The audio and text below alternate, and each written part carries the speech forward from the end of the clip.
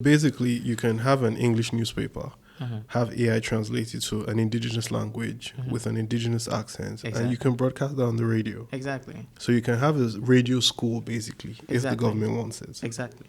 Okay, So- interesting. Welcome to the Cultural Handshake, Edo. Well, welcome to another episode of the Cultural Handshake. And today we have with us Dr. Olumide. Sorry, your last name again? Okubadejo. Okubadejo. So, Olumide, nice to meet you. A pleasure is all mine. So, Olumide, tell us a bit about yourself. Oh, wow. Okay, so I'll just give you an overview. So I was born in Nigeria, grew up in the north, lived there for, I think, up until university. Okay. And then I left Nigeria. I studied electrical and computer engineering at Federal University of Technology, Mina. Then I did a master's in AI in University of Southampton in the UK. And then I did my PhD also in AI in University Grenoble-Alpes in France. As you can see, I'm into tech. I've always loved tech. Started programming in 2004. And that was one of the things that led me to study electrical and computer engineering, go into AI, and just continuing that AI trend. I was in AI before it became a thing. I was just What attracted you to AI? I started programming early, and I got bored. You see, that is a trend a lot in my life, where I start something and then I'm bored, and then I start to look for something that is way bigger than where I am at the time. So I was writing code, and I'd just finished my internship at the Nigerian Agency for Space. I thought that I would go there and learn a lot of things. Do they do anything in the Nigerian Institute for Space? Well. So what were you writing code for? At the Nigerian Agency for Space, I was writing Java for, it wasn't anything space related. It was more of, people management code, like access control code and things like that. So we're not sending a satellite anytime soon? No. I think at the time our satellites were not even built here. They were just, the images were accessed from the control room, but they were all built and deployed from, I think the first one was deployed from Russia and then subsequently China. What did the Nigerian satellites do? So telecoms or military, so we had a telecommunication satellite that got lost. That's another story. Lost in space. Yeah. Okay. And that got replaced. I think it has been replaced by China because the warranty on it required that they replace it. So we had a communication satellite, or we have a communication satellite, based on what I think I know. But before that, we had an Earth observation satellite that was built by Russia, and that just allowed us to be able to have, spatial imaging of, I would say maybe Zambisa forest, for instance, just observing the country Earth observation in the sense. So those were the satellites that we had, but I don't know this, unfortunately. But the Earth observation satellite expired. So I don't know if we do have another one now. I'm not sure. I haven't been in contact with them for a very long time, so I'm not sure. But the Earth observation satellite we had, it went through its life cycle, expired, died. So it's junk in space now? Yeah. Okay. So how's the AI journey been so far? It's been full of ups and downs. It's been amazing, full of ups and downs. Of course, I got into AI when it wasn't mainstream, and so we had to delve deep into a lot of mathematics, economics, biology, just to be able to create smart systems, right? And a lot of people say, why economics? Like, you had to delve into things I'm wondering like why economics. Yeah. Game theory, for instance, is the science of making right decisions, and you want to be able to create AI agents that are able to make decisions in the face of options. So you think about the classic prisoner's dilemma, right, where you have two thieves, and they both committed a crime, and then they're separated into two different rooms, and then you offer them a choice. If you confess and then the other guy doesn't confess, well, you go scot-free. Well, if both of you confess, you get 5 years each. If only one person confesses, the other person gets 10 years. And if nobody confesses, well, they get like a minor misdemeanor crime, and then you go all get 1 year. Typically, no one should confess, right? And just get The 1 year. selfishness of man. Yeah, but the selfishness lack of of man. trust. Exactly. We call it the Nash equilibrium. The Nash equilibrium means everybody would get 5 years in prison because both of them will confess because they're attempting to get 0 and go scot-free, and because they've been separated. So this kind of analysis. It's funny you use that analogy, because this is actually why what we're talking about, the topic we're discussing, you know, and on why as a country we can't just come together and nobody confesses and everybody goes scot-free. So I like to believe you have a very good understanding of human nature, because when you're building AI, you're trying to copy human reasoning into computing. Mm-hmm. So I like to believe you have a good understanding of human nature. I like to believe so. So how's your childhood and how's growing up in the north? You said so you're a Yoruba guy who grew up in the north. Yeah. So how's that? I don't know. That's not popular opinion, but I absolutely loved it. I wouldn't choose anywhere else to grow up in Nigeria, and maybe that's because of course there's bias there because that's what I know. But growing up in the north was calm. It was serene. There was a sense of being a brother's keeper, and there was also the sense of community, right? I believe that the north has a huge sense of community that is very much understated. And growing up in the north, you felt part of it. You felt part of that community, and in a way pushed you to see the world differently through their eyes. So for me, it was amazing to have sort of like the best of both worlds. Come back home to Yoruba parents, but then go out there to interact with the Hausa folks. I was born in Adamawa, so I spent 8 years there, and then we moved to Taraba. I think we spent about 1.5 years, 2 years in Taraba, and then we moved to Niger State. And in each of the different states have their peculiarities. I know people just bundle the entire north, but Adamawa, just interacting with the Fulani folks and, trying to learn Fulfulde on top of the house. I actually thought Adamawa was full of more indigenous tribes. Yeah, but you also had, at that time, I think in the region that we stayed, in the area we stayed, especially in the capital, Yola, you started to have influx of the Fulani people. Okay. And that was something that, I had friends who were Fulani. So it was interesting to just start to engage. Taraba was different. It was, I feel, my mind, more Christian. More Christian than it was Muslim. And, they had a different dynamic to it. Niger State was something, else entirely. It was more or less 50-50. It wasn't Hausa per se. We all think about the Hausa people. In Niger State, you had to talk to the Gwari people, the Nupe people. They carved Abuja out of Niger State as well. Exactly, yeah. And they have their different peculiarities. The Gwari people have their culture way different, way different, right? It's funny, like you said, we always think of the North like a homogeneous structure, and it isn't. It's not at all. So what's the difference between, say, Adamawa, because the majority Muslim, right, and Niger State as well? That's a lot. I really don't even know where to start with the differences. So first of all, the Nupe people in Niger State are predominantly Muslim. I think Nupe was more of is it Benue or Kogi? No, I would say I feel like they were carved out of the Yoruba people. I think they trace their history back to Yoruba in a sense. Okay. Right?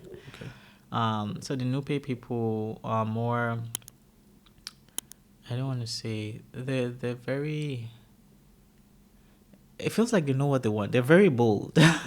Yeah. They're very bold people, and they're very direct, and they are, in a sense, will tell you this is what we want, and that's it. Yeah, this is it.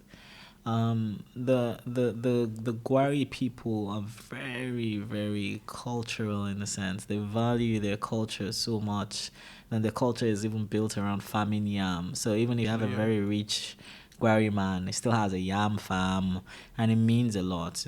Just engaging in that every year means a lot to all of Gwari people. One of the things I saw with Yola, where I stayed, was, maybe I was too young then, but I felt like predominantly Muslim. they had more homogeneous community in a sense, because I feel like the religion was much more of a constant than we had in Niger State, where you sort of had splits. I would say it was large. So this the homogeneity, is it due to the religion or due to the culture, or is it a mix of both? It's a mix of both. Okay. It's a mix of both. In Niger State, you had a lot of immigrants too in Niger State, so you had a mix and match of culture. Immigrants from where? Immigrants from, in a sense, I know we say immigrants, but people from the West. Okay, south, Yeah, east, south, southeast, west, southwest. yeah, exactly. Okay. Yeah, so you had a lot of people there who were not indigenes of Niger State, or who are not indigenes of Niger State. How were they treated, the non-Indians? Oh well, one of the things that people, I think that we can't comment directly on, how people are treated. I would say this, right?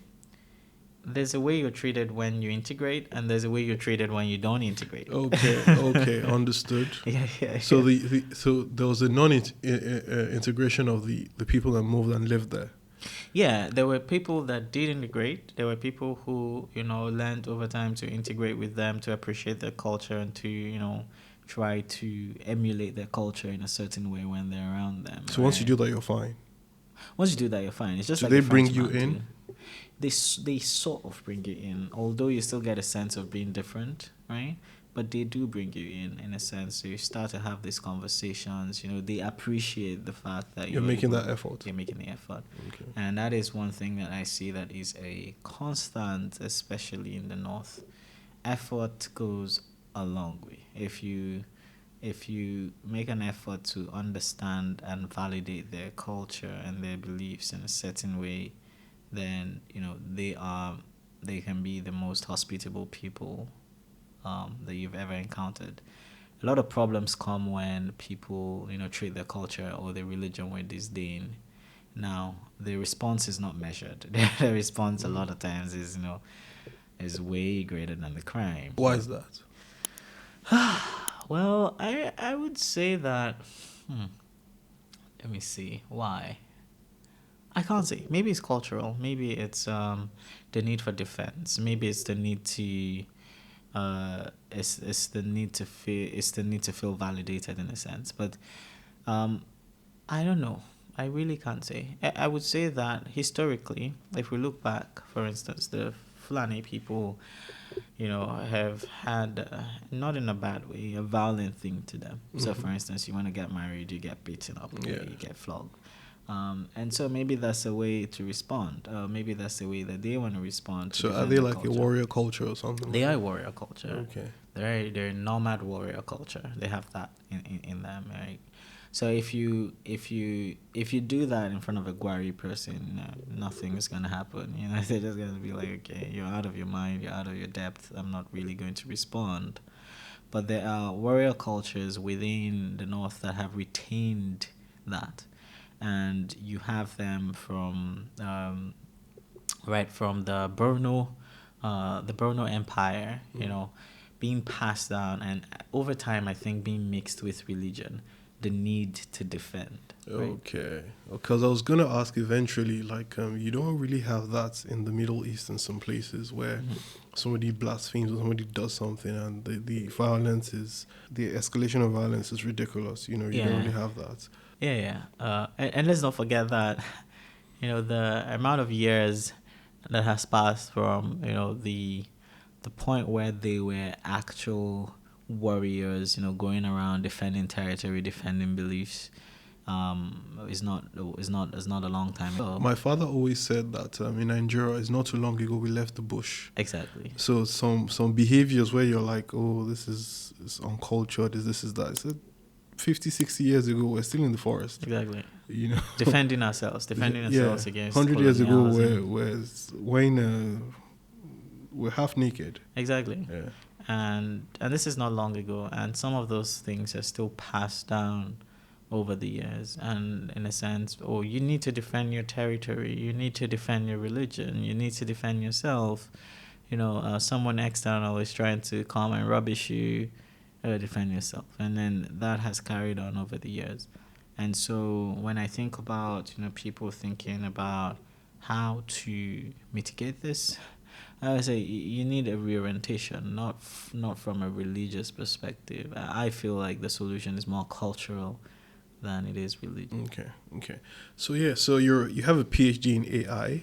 You're Yes. a Nigerian. Mm-hmm. The major problems in Nigeria is lack of education, Mm-hmm. poverty, unproductivity. Mm. Can AI solve these problems?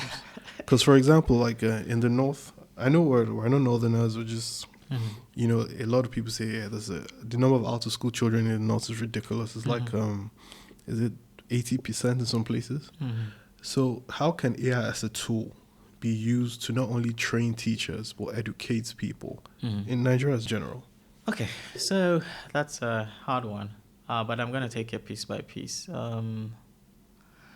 So I think that we always want to go to the end without going through the steps, and so we always think about the education from the sense of, I want these people to be able to understand physics, and so maybe by the understanding of physics and the understanding of basic science, they're just gonna leave all of that behind.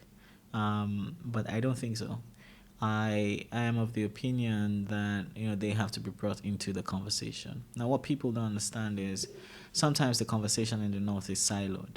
We think that there's a general conversation, and that is one of the things I think about when I think about Twitter, where you're having a conversation, you think it's a general conversation, but it's a siloed niche conversation. conversation. Exactly. So this happens a lot in the north, where what people are talking about, what people find very relevant to themselves or relevant to the community is not even being transferred to them. The knowledge that we seem to possess on how to think about things or how to, let's say, vote, for instance, is not being passed down, or the impact and meaning of, these particular things is not being passed down because the conversation in the north is siloed. Now, there are many ways that we can try to break that barrier. First of all, the northerners are more voice notes. So you're texting on WhatsApp, they're using voice notes, right? Okay, I didn't know that. Yeah, they're using voice notes. It's more voice notes, especially down to the streets, right? So in a sense of how can we engage them in a conversation that is not even by text, when most of our learned conversation is based on text, is based on print. How can we bring them into the conversation when they've been siloed in their languages? How do we even understand the language? Yeah, because there are multiple indigenous languages. Exactly. Okay. So right now, one of the ways that I see AI helping is by, where we start to do automatic translation. A very good friend of mine, which is very interesting. He's an American working here, has a startup here in Nigeria. He's working directly in that field, where he has a news app for the North right now, just for the North, but planning to expand it. Trying to look at voice to text, all of it in house, or text to voice. So Google doesn't do this? No, not as well.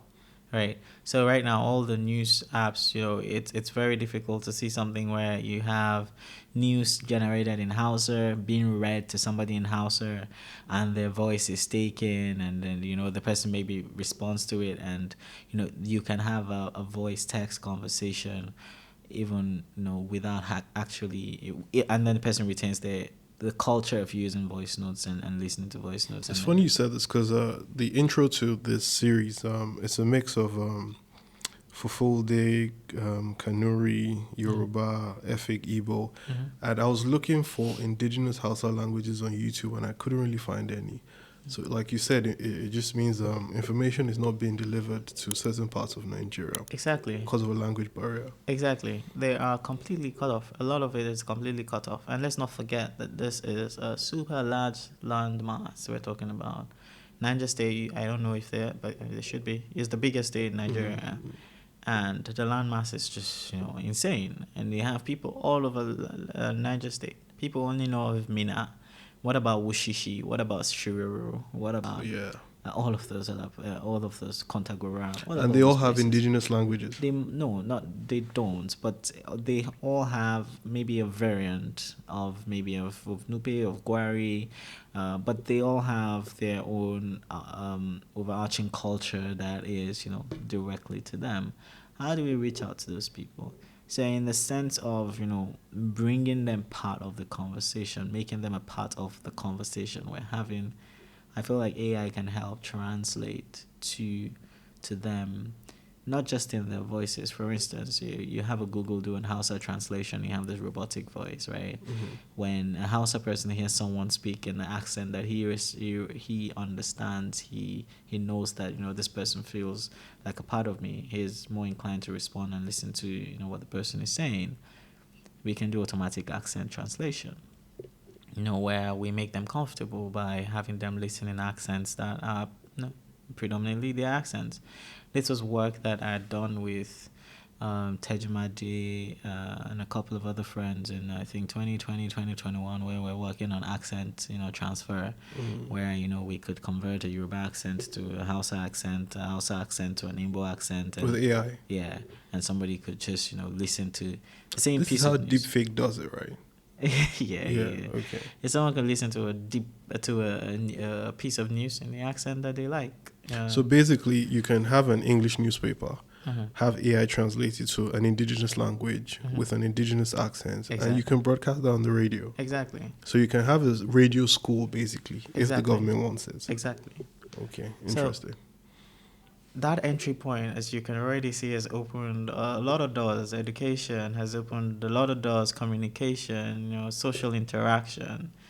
But a lot of times we tend to come at it from a religious perspective. But that deepens the divide. It deepens the divide because I feel like now the culture is still being discarded as, you know, not relevant, and that is one of the fundamental issues that we have to face: the discarding of, you know, people's culture as not relevant, or the degrading of their culture as, you know, or putting their culture on the back burner.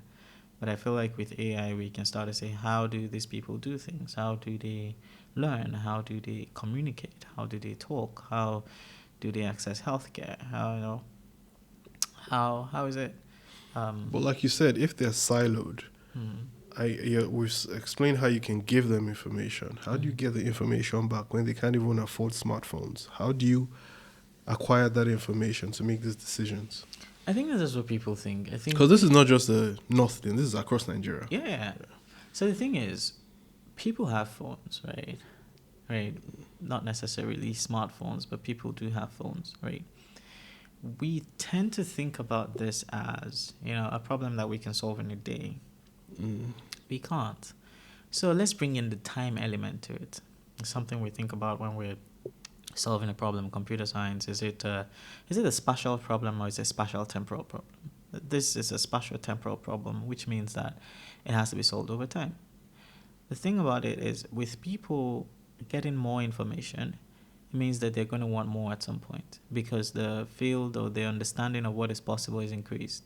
The yearnings become higher, and so they're going to want more. They're going to want to do more. And when people are pushed to do more, they acquire more knowledge, and then this pushes them from that low end of the poverty spectrum with their yearnings, and they start to climb with more information, more knowledge being delivered to them. They start to push up and up and up. And let's not forget that there's also the community effect. One person pushing up means another person wants to make. He takes his people with him. Exactly. So we're talking about something that's not essentially linear, but can be exponential in a sense, but it's still based on time. We still have to wait. Somebody who has done this, maybe at some point has done some work, now has the understanding of the need for a smartphone, and then, you know, goes and tries to get a smartphone. Some people don't have smartphones not because they can't afford smartphones. They don't see the need. They don't see the need. You've communicated the need somehow, maybe through the radios or through the way that they access the news. And that starts to create a chain reaction, you know, that it might, you know, just create a revolution in one generation, right? So, but we need to think about the time element for it, and we need to think about it as a time-based interaction where, okay, fine, we don't know how to get the information back from them. Okay, let's give them the information first. Let's see what they do with it. Let them improve themselves with it, and then let's see how they evolve with it. You know, what are the new doors that are open? You know, what are the new vistas that we can exploit? So you also mentioned the cultural aspect and the religious aspect. So now, as a Yoruba Christian living in sometimes a majority Muslim place, how's that experience? I think it's lovely. You never felt unsafe at any time? No. Because Just once. Okay. So that one time, a Yoruba person had killed somebody in in Mina at the time. When that happened, the Yoruba person killed the person and ran away.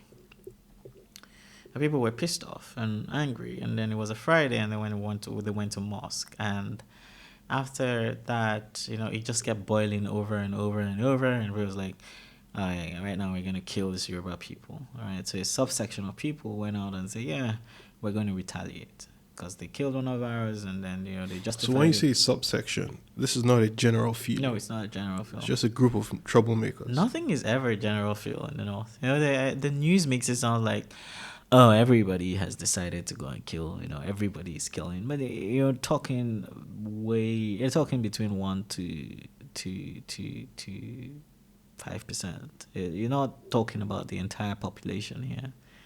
The news does exaggerate, but yeah, it's not the entire population.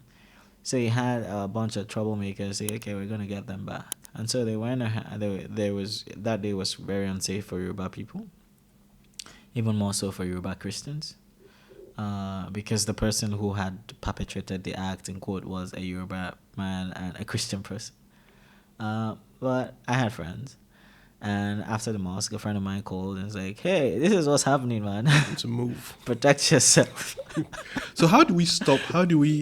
So you're saying after the session at the mosque, the emotions were already boiling, were tipped over. Mm-hmm. So do the preachers have a say in this? Yes. So not a say in... So let's backtrack a bit. What people usually think now, and that is because I've gone to the mosque with them. I've gone to Quranic school with them, like my friends. And like, okay, you guys are going to Quranic school. I don't want to go home. Let's just go. Let's chill. And I've done that. So people usually think that, you go to the mosque and then the imam says, okay, this is it. These people have done this. Now we must do this, right? But it's not so. It's usually there because the mosque is the central community where everybody is present, where everybody can have conversations, where everybody can talk. It's just like having a town hall meeting on the street. So instead of having town halls, they meet at the mosque. They meet at the mosque. So you go to the mosque on Friday, and then somebody is talking after the mosque. And it's a community. So the mosque is not only a religious center; it's a social-cultural center. It is. Okay. It is. In the north. In the north, even in the south. Is it? Yeah, it is. I was on a flight and I met this amazing man, Alhaji Rabiu, on my flight to Lagos. And he was born in Lagos, but he's a northerner from Kano. And we spoke Hausa all through the flight. We landed in Lagos and he was pretty impressed. And he asked me to come visit him. So I did. I went to visit him yesterday. And I was at his place and we were talking different things in Hausa, about Nigeria, where we are. How many languages can you speak? Hausa, Yoruba, English, French, and tiny Italian. Oh, nice. Yeah. And so we spoke at length, and he was super amazing, such an amazing person. And then he said he needed to go pray. He goes to pray and he doesn't come back. And I'm like, where's this man? I need to go. I have meetings, right? Mm-hmm. And he showed me his house. It was a very nice house in Agege. And he's, where are you? I didn't want to call him. I saw his phone he left his phone. And he came back like 1 hour and I said, dude, I have to leave. I have a meeting. And then he goes, oh, I'm so sorry. I just met one of my guys and then we just started discussing and then they just talked and talked and talked. And the person he had met was Yoruba because he was born in Lagos, right? And lived his life here. So... so I think it's everywhere. The people have to recognize that the mosque is not just a religious center, but it is a cultural center. Because of how Nigeria is, there's a lack of development. So it's not like you can go to the cinema and meet your friends, so you meet at the mosque. Exactly. So are you saying with more development in Nigeria, there'll be a separation of religion and states? Or is it something that will always be? That's because it's a tricky one. Because sometimes when you're guided by religion, you can't see the bigger picture. Yeah. And these can affect certain policy decisions, Yeah. certain ways that might improve your country or your economy. So based on your experience, how do you think that can be solved? Okay. I think I would still go back to culture. I feel like religion will dissipate with the generations. I feel like religion will come to a point where, because it's easier. Because does religion erase culture? I feel it does. I feel Or does culture evolve with religion? It does evolve. So there's a merger of the two. But the thing about it is, culture. People think that culture is, the subjugated one, right? The way I feel that. Oh no, the way I see it is, culture is the quiet one who just finds a way to, to dominate without actually being front facing. Think about Christianity, for instance. A lot of times, most of the things we say in, Christendom, in a sense, our definition of good and bad is really cultural, Okay. In the church, at this point, there was a time in church where they said that they were not going to allow people who had beards to minister anymore. There was a time they did that? Yeah. What church is that? I'm Anglican. They never said that. I'm not gonna say. So yeah, that was the thing. Then it's like they're not gonna allow a beard gang to minister. Bad gang. Yeah, like beards. If you have beards, you're like, nah, you're not coming to church. You're not ministering. Yeah, and I'm an instrumentalist, so like you can't. That isn't religious, right? No, it isn't. Okay. So it's majorly cultural. It is. It's just cultural. Because, I mean, if I remember, I think there was a part where it said, oh, there's this guy in the Bible, I think it was Aaron, that had his beards now down to his feet or something. So in a sense, I feel like a lot of things that we define as religious is cultural. And it's okay. Right. But we've defined it as religious, but it is actually culture through the lens of our religion. So how can there be a separation of religion and state? Because in Nigeria, I think that's one of the major problems. We do not know how to separate religion and state. And we make some decisions that are based on religion that should be thought out neutrally. Yeah. That is... Because the reason why I'm asking that question now, if I believe the Southwest, they are a bit more liberal with religion. Yeah. I'm not too sure about the Southeast, but I feel the same way. Most people in the South will put let me not use the word profit, and let me not use the word common sense, but we'll put what's that word? They'll be more rational in their thinking regarding decisions that are to be made when it comes to religion. If religion is going to affect negatively on a decision and they see the positives, they will go with the positives. Is that the same in the North? Will they go with religion first? Because there's something I try hard to understand, and I haven't been able to understand why you have more mosques than schools in certain places. So this is how I'm going to explain for the North. And I've had some time to think about it, right? The religion in the North becomes the harmonizing, what brings everyone together. So a lot of times, because the North is more based on community than the South, and people usually think that the South is community, but the South is more individualistic than the North, right? And that is why I would say, for instance, when Babangida was president, the kind of roads that were in Niger State or in Mina, oh my God. I mean, even in Lagos, you still don't have those roads. They say when a Yoruba man is in a position of power, the road to his father's house will be abandoned. Yeah, exactly. I don't know why that is. So it's a sense of community. You are responsible to your community.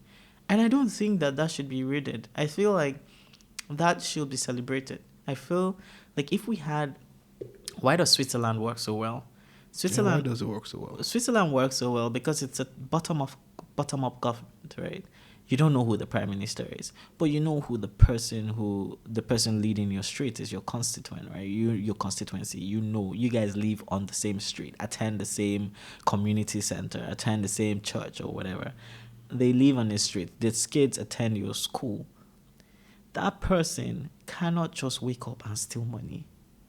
You're going to see them at the community center on the weekend. You're going to see that. You're going to see them when you go drop your kids off at school, right? They can't, because the distance from the distance to consequences is short.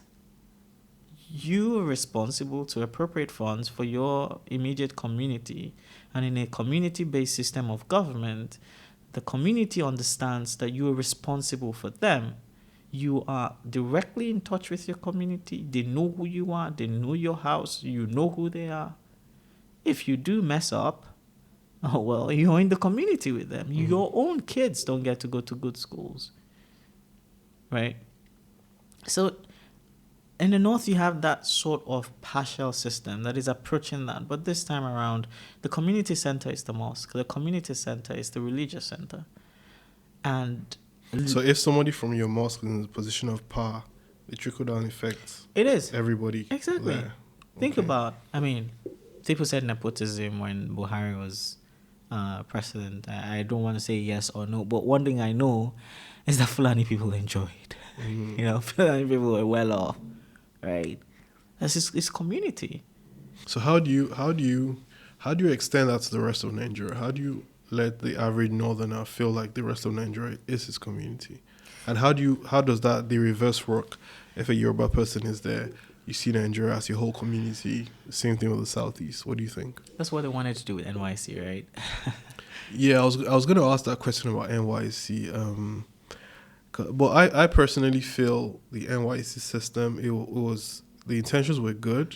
I feel it has failed catastrophically, and part of it is because of security. I feel more inclined to say unity schools. So, for example, I went to a unity school, and in my school, there were children from all 36 states of Nigeria. Yeah, and we entered at a young age, and we built bonds and relationships before we had any sense. So, by the time you were in your late teens, you saw this person. I saw Uche as Uche before I thought Uche was Igbo. Exactly. I saw Ibrahim as Ibrahim before I thought Ibrahim was a northerner. So even as adults, when I'm talking to certain people, I don't see their tribe, I don't see their religion. I see a guy I went to school with. So I feel that more funding should be put into unity schools, and there should be incentives from people. So the same way you've incentivized people to do NYSC. I feel there should be more incentives for people to join unity schools at a young age and build these bonds, because NYSC has failed. No, it does. I agree with unity schools in a sense, but the question now is, it is for people who go to school, right? So I asked someone this question. So the person that doesn't go to school, how do you build these bonds? Honestly, that is a $1 million question. Okay, so sorry. There's an agency in Nigeria called the National Orientation Agency. Have you heard of that? Yeah, I have. Anyway. Okay, so I remember my mom used to work in NTA, and during the Obasanjo years, he put a lot of funding into the National Orientation Agency. And during the last election, when there was a lot of ethnic rubbish being said, I asked myself, okay, who should be tasked with putting a stop to this? And I remember, the National Orientation Agency. And I went to their website, and all they had were projects Buhari had done in the last 4 years. Yeah. And I asked myself, how is that orienting my mindset? So we have a national orientation. And I thought about this before I came here. So, for example, it's the way a Nigerian civil service works is how do we make money? Yeah. So if you're someone from the National Orientation Agency and it tasks you with orienting certain people in remote areas, the first thing to come to the person's mind is, how is this profitable for me? And that mindset needs to be changed. So, for example, maybe there's a business owner in that community who pays tax, and you tell him, okay, I want you to be a change agent for the National Orientation Agency. And when we see the amount of the work you've done, maybe you don't have to pay tax, or they give him all the tax incentives. And the guy is motivated to do a lot. And this hasn't cost the government anything.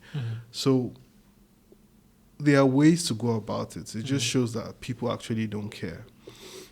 So from a human being, from a normal a normal civilian's perspective, what do you think we can do to be those change agents in communities?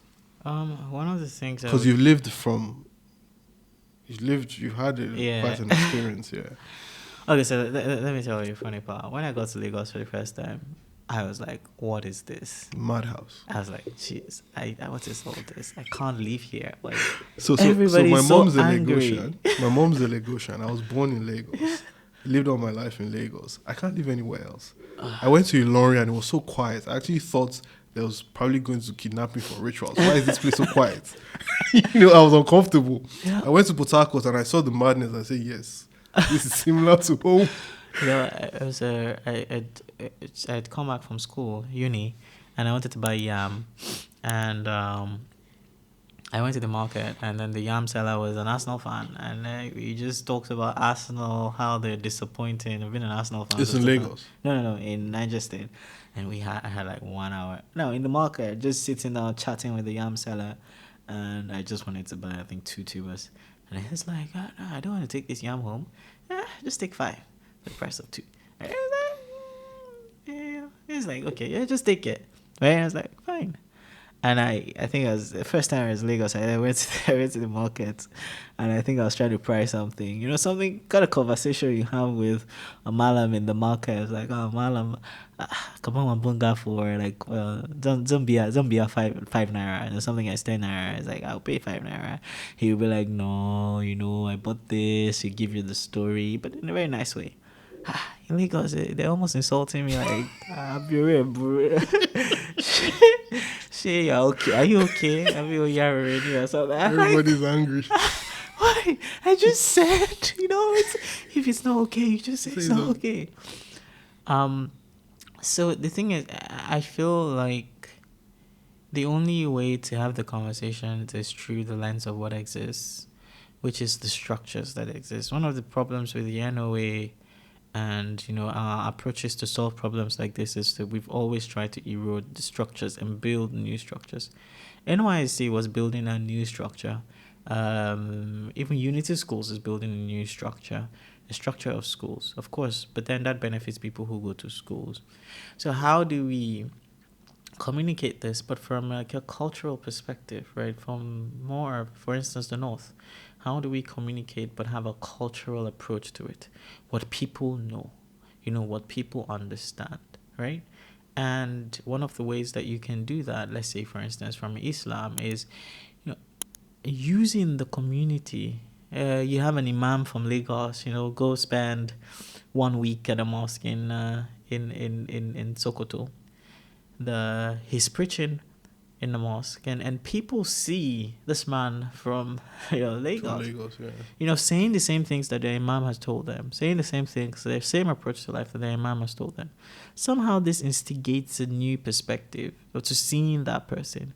That this person truly understands your community, also understands what you believe in. This person is not downgrading your beliefs. Because that is one thing I see in the North. They always feel like, oh, you want to come downgrade my belief? You want to come downgrade my sense of community? But if you have that, right, you have that rotation going on, and they see somebody else, right? They see somebody from out of their community saying the same things and preaching the same values that they hold dear. That person at some point just becomes part of the community, right? And not just that person, maybe his kinsmen, his tribe, they start 5 people, 20 people start to say, okay, these people are not so bad, right? It's not like they do believe what we do believe. And that one, so we need so there's a point to rally around. Exactly. And I think we need to start to identify these pivot centers, not discard them, not build new structures, but identify the structures that we have built as a people over our existence, over the years of our existence, what we have come to center around and harness this for good. In the South, it's not that cultural center. It's probably something else. It's probably from a business perspective, from a business sense. How can you start to promote more collaboration in that sense that sees that enables the interaction. One of the things I know is it starts from the conversation, right? That is it. A change in mindset starts from a conversation. And how can we cross-enable that conversation all around Nigeria using the existing structures that people have built within their cultures? I think that is where we start. But I feel if we build structures, people just see them as alien. If the structure is alien and the message is alien, it's a harder sell. It's a harder sell. Okay, so now what's your thoughts on the relationship between Christianity and Islam in Nigeria? And it's a funny question to me because I think most Yorubas, people come from Yoruba families, always have a relation not too distant as Muslim. Mm-hmm. And if you're Christian, you have a relation that's Muslim. If you're Muslim, you have a relation that's Christian. Mm-hmm. So I think that the relationship is easier for Yorubas because you have like Ilea, you go to eat from your cousin's house. Mm-hmm. Christmas, they come and eat turkey in your house. So Yeah. you have that. So how's that in other parts of Nigeria from your experience? In the capitals, it is almost like that because you've had over time a mix and match of people. You have people come from different states. You've had that integration. So it's more tolerant in the capitals. Yeah, So, way more. it's the remote areas. The remote areas where the conversation has just been left alone, where the communities are basically homogeneous communities, almost homogeneous communities. One foreign element in that homogeneous community, It's a real outsider. Yeah, it's a real outsider. And you have to start breaking barriers as a newcomer. When you say that that's in the capitals, well, you have places like Kano, the house, Sabongari, I think that's the name. And that is basically where outsiders should stay. Not quite. Okay. There is where a person should stay or where a person has decided to stay. So what happens is over time, people tend to gravitate towards what is familiar, right? Okay. So Sabongari over time evolved, not because they were asked to stay there, but people started staying there because the kinsman is there, an Igbo man is there, there's an Igbo man next to the street that or you attend the same church, or you attend the same village, you guys in the same village, they're there. And then you just want to be there because that is where your own community is. So there's a break in the community. You have like a mini community. What about people staying there for security? Because, like you said, you've had instances where there's some crisis and they start killing outsiders. So isn't it safer for you if you're in Sabongari than living in a place where everybody is scattered? Don't you have security in numbers? So Honestly, is that another reason? I don't think there's security in numbers because you're still outnumbered. Whatever. I mean, do you understand that if let's say if all the Muslims in Kano wanted to invade Sabongari, it wouldn't take. So it doesn't matter where you stay. I don't think so. I think these things they're exaggerated. I think they are. You know how many people are in Kano? Oh my God. Kano is the only place in Nigeria that can stand toe to toe with Lagos in terms of population. Yes. And they have a large landmass. Exactly. So you're telling me that 20 million people, and then you have maybe 1 million outsiders. 20 million. If they're together, they would overpower in 10 minutes. It's just not a. So this and that is one of the things we come back to. Where it's not the entire population, as the media tries to project. It is a subset. It is a subset that come together within the cultural center, and a lot of times the cultural center is the same place as the mosque. Another question, have you ever been discriminated against based on where you're from or your religion? Trying to think, have I cannot remember being discriminated based on where I'm from. Interesting. I take it differently. For me, it's always new information. So if you say, if you call me Biribi, which is, I think, the word for Yorubas. Mm-hmm. I don't even know what it means. I've forgotten. Yeah, I think that's it. It's the same way Yorubas say Ajekutama Mumi. That's what we call Igbos. Do they? Yeah. I wouldn't want to say that on air. I don't want to. What I know. Okay. All right. I don't know, but in a sense is so the thing is, people recognize what's different over time, and for me, if you project that difference, I understand. I want to know. When you go to France, you know what they call people who are not French? Aliens. Okay, yeah. Right? Yeah. So there's a particular approach to that. I want to understand, where you're coming from. So maybe I don't see it when it happens. Maybe I don't see the discrimination when it happens. But my approach to discrimination over time is always to prove people wrong. But discrimination. So, what are your hopes and dreams for Nigeria? How do you think Nigeria can get out of the current rut it's in, and how do you think what are the steps you think should be the baby steps that should be done for us to have for us to understand ourselves religiously, culturally, and for Nigeria to grow? Practical steps based on your experience. Practical steps. I think the first thing is that we need to recognize the structures that exist and work with them. Everybody has culture, and everybody has the way they relate with the culture. We don't want to discard it. We don't want to tell them that your culture is meaningless. We want to integrate with it. So if, in the north, they're more central cultural, they're more, think about fasting, for instance, where I don't know if the concept, which is more Muslim, but the concept of sadaqah in the north, where I think it's every week you give alms, and then you give alms to your community, where during fasting nobody's hungry. Do you know what it means that nobody's hungry during fasting? So the ones who have feed the ones who don't have during fasting. Yes. So during fasting is the best time to be Muslim in the north. Yes. In fact, and the thing is that it continues. The thing is you have that happening in its minute form over the course of the year. But during fasting is pronounced. When it's time to break fasting, there are people waiting at your gate. They expect to be fed, and you expect to feed them. You know you're going to feed them. Right?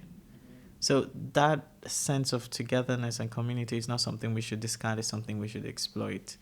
And in a way, I would say practical steps for instance, I talked about, religious leaders, that exchange, they're preaching the same thing. So how can we have that mix and match? How can we have that exchange where people start to see you in a different light when they see that you're preaching the same things that their imam preached?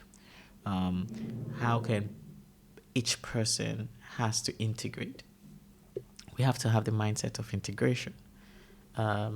And Nigerians are not very good integrators. I see Nigerians in France, and then they're expecting the French to learn English for them. And I'm like...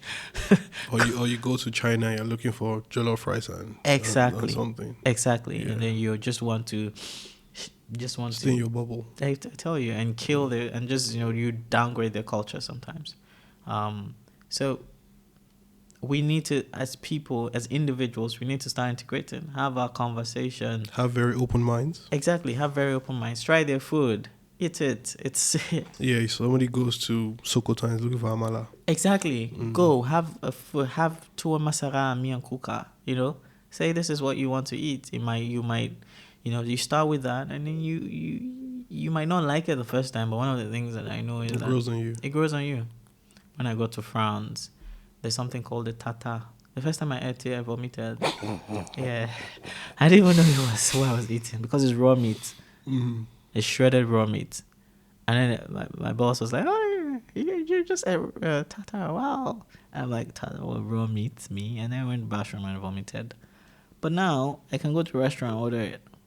Right? So in a sense is... we need as individuals to start to recognize their culture and start to integrate and validate their culture. And the validation of their culture, they would also want to know more about your culture. So even for people who are in these places, it's time to integrate, talk to people. Baby steps, one person at a time, one conversation at a time. Go out.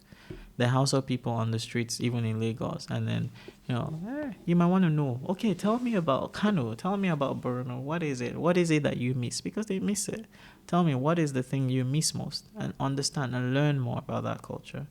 Because it is only by learning what, people are formed through, that is how we can understand, their reactions and their outputs. We cannot, their actions and reactions, they're not, it's a function of the environment and what they've been through. And then we need to start to try to not just understand it, but validate those experiences that they've had. And so I think that is a step for everybody to take. All right. On that note, let's call it a day. Thank you for giving us your time. Thank you. All right.